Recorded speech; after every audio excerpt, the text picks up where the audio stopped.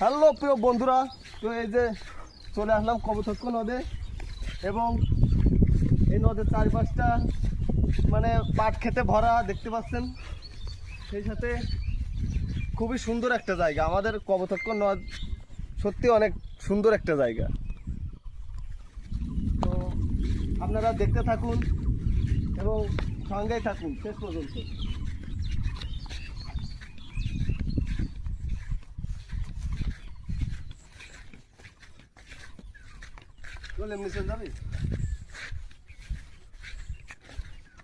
এই যে পাট ক্ষেতের মাঝখান দিয়ে আমরা এখন চলে যাচ্ছি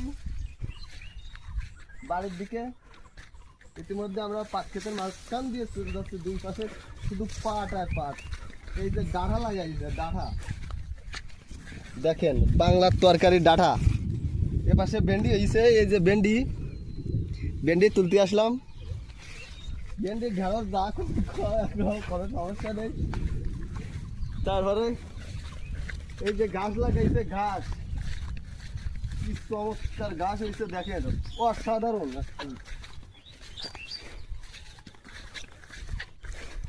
এখানে ওল লাগাইছে, ওল চাষ করেছে, কিন্তু ওলের ফলনটা ভালো হয়নি। বারা মাটি যাই হোক ভালো না, দেশি জাতের ওল, এই জন্য বেশি ভালো দেখা যায়। কিন্তু বিদেশি জাতের ওল হলি মনে হচ্ছে ভালো হয়েছে।